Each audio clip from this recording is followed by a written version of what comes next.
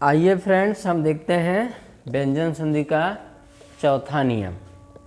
तो चौथा नियम यानी चरतु संधि। तो चरतु संधि का नियम क्या होता है कि यदि झल के बाद खर आए, यदि झल के बाद खर आए तो क्या हो जाता है? चर हो जाता है।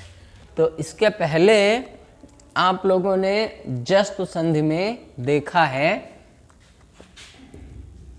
कि झल क्या है? झल एक प्रत्याहार है ना। तो झल प्रत्याहार के अंतर्गत वर्गों के, झल प्रत्याहार के अंतर्गत वर्गों के पहले, दूसरे, तीसरे और चौथे वर्ण आते हैं। ठीक है। तो झल जैसे आपका आता है क, ख, ग, घ, फिर च, छ, ज, झ आता है और ट, ठ, ड, ढ, फिर आता है त, थ, द, ध और आता है आपका प, फ, ब, भ। इसके अलावा ऊष्म व्यंजन स, स, स, ह, ये क्या है? ये ऊष्म व्यंजन है। ठीक है, ये ऊष्म व्यंजन है और ये आपका है झल प्रत्याहार के अंतर्गत आने वाले वर्ण। ठीक, तो झल प्रत्याहार के अंतर्गत इतने वर्ण आते हैं। कौन कौन से आते हैं?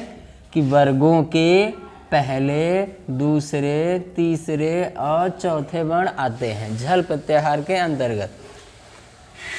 और आपका आता है ऊष्म व्यंजन। उसके बाद झर के बाद यदि झर आए, खल के बाद यदि झर आए तो झर प्रत्याहार है। तो झर प्रत्याहार के अंतर्गत देखिए, झर प्रत्याहार के अंतर्गत आते हैं वर्गों के पहले और दूसरे वर्ण। कौन कौन से? पहले और दूसरे वर्ण, यानी क, च, ट, त, प। और आता है ख, छ, ठ, थ, फ। ठीक, ये झर प्रत्याहार के अंतर्गत आता है। तो खल प्रत्याहार के अंतर्गत वर्गों के पहले, दूसरे, तीसरे और चौथे वर्ण आते हैं और झर प्रत्याहार के अंतर्गत वर्गों के पहले और दूसरे वर्ण आते हैं। कि यदि खल के बाद कोई झर वर्ण आए तो इसका क्या हो जाता है? तो इसका चर हो जाता है। ठीक है, क्या हो जाता है? चर हो जाता है। तो चर, अब हम देखते हैं कि चर प्रत्याहार के अंतर्गत कौन कौन से वर्ण आते हैं। तो देखिए, चर प्रत्याहार के अंतर्गत हम देखेंगे तो चर प्रत्याहार के अंतर्गत आते हैं वर्गों के पहले वर्ण। ठीक, कौन कौन से वर्ण आते हैं? पहले वर्ण आते हैं, यानी क, च, ट, त, प। ये कि यदि झल के बाद खर आता है, झल के बाद खर आता है तो क्या हो जाएगा? चर हो जाएगा। ठीक है, आप लोग यही ध्यान रखना। क्या ध्यान रखेंगे? कि यदि झल वर्णों के बाद कोई झर वर्ण आते हैं, ये है आपके झर वर्ण, ये है खल वर्ण। तो खल प्रत्याहार, अच्छा एक चीज और है, झर वर्ण के अंतर्गत ऊष्म व्यंजन भी आते हैं ना, स, स, स, ह भी आते हैं ये झर वर्णों के अंतर्गत। तो खल के बाद झर आए तो चर हो जाएगा, यानी क्या होगा? कि वर्गों का पहला वर्ण हो जाएगा। आइए हम उदाहरण के माध्यम से देखते हैं। तो देखिए, द सद धन कार, यानी कि इसमें पहला जो पद है, पहले पद में झल है यानी द है। देखिए ये है ना, झल है और दूसरे वर्ग में क्या है? देखिए दूसरे में है कार यानी झर। झर आया है ना कि झल के बाद झर आए तो क्या होगा? चर हो जाएगा, यानी कपच तप में कुछ होगा। तो सद धन कार, इसका होगा स। ये जो झर है, झर किस में चेंज होगा? चर में चेंज होगा। तो चर मतलब पहला वर्ग। तो देखिए द द का क्या होगा, त हो जाएगा, द का क्या होगा, त हो जाएगा। तो ये सत्कार, क्या होगा, सत्कार। आधा द है तो आधा त होगा, ठीक।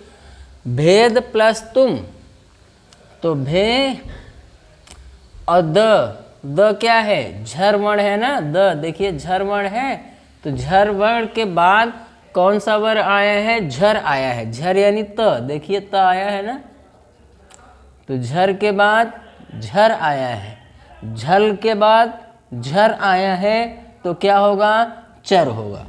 तो द त वर्ग का है तो त यानी पहला वर्ग होगा। आप लोग ध्यान रखना कि इसमें से कुछ भी आए, इसमें से कुछ भी आए तो क्या होगा, चर होगा।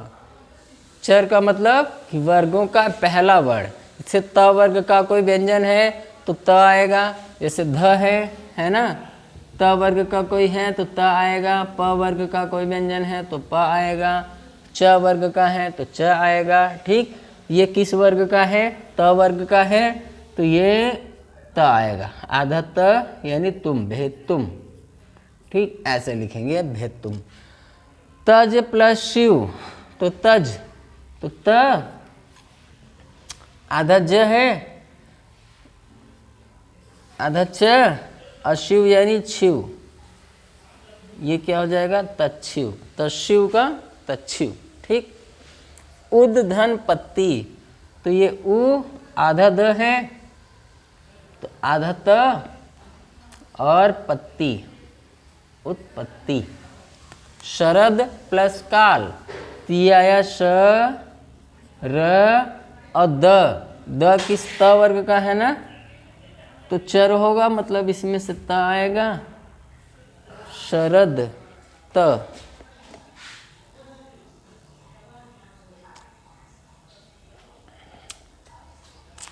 तो शरद प्लस काल यानी शर आधा त काल, क्या होगा, शरद काल। अगला है दिक धन पाल, दिक धन पाल, तो दी और क का क्या होगा, क का यानी ग हो जाएगा ना, दिक धन पाल यानी दी और क का ही होगा। क्यों, क्योंकि ये झल भी है और चर भी है और खर भी है, तीनों है, लेकिन आना क्या चाहिए, आना चाहिए झर प्रत्याहार। तो झर में क आ रहा है आपका, तो ये होगा दिक पाल, ठीक, क्या हो गया, दिक पाल। सद धन पात्र, सद धन पात्र, तो स और द है, तो द त वर्ग का है, तो यहाँ आएगा त, क्योंकि चर होना है ना, तो चर में त है, त आएगा। सत पात्र, क्या आया, सत पात्र। तद धन पुरुष, तद धन पुरुष, तो त और द का हो जाएगा आधा त है ना, सत, फिर पुरुष, सत पुरुष हो गया, तत्पुरुष। तद धन पुरुष बराबर तत्पुरुष। अगला है उद धन कर्ष, उद धन कर्ष, तो द का क्या होगा, देखिए द का क्या होगा, पहला वर्ग आता है ना, तो त हो जाएगा, द का हो जाएगा त हो जाएगा, तो उ आधा त, फिर होगा कर्ष, क्या होगा, उत्कर्ष, उ आधा त कर्ष यानी उत्कर्ष। तो अगला है उद प्लस तम, उद प्लस तम यानी उ और द का क्या होगा, आधा त होगा, फिर पूरा त और म, उत्तम, उत्तम। तद धन पर, तो द का क्या होगा, द का त हो जाएगा यानी तत्पर, हाँ ये तो पहले से लिखा हुआ है, तद धन पर बराबर तत्पर। संसद प्लस सदस्य, तो ये देखिए संस और द क्या होगा, आधा त हो जाएगा, संसद सदस्य हो गया, संसद सदस्य।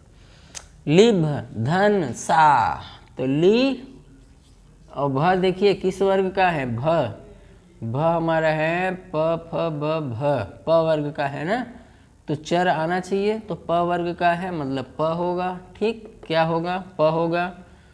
तो ली आधा प सा, लिप्सा, लिप्सा। तद प्लस क्षण, तो तद प्लस क्षण का यहाँ नीचे लिख देते हैं। तद प्लस क्षण यानी त और द हो जाएगा आधा त और क्षण, तत्क्षण। ठीक, तो अगला है उद्धनपन्न।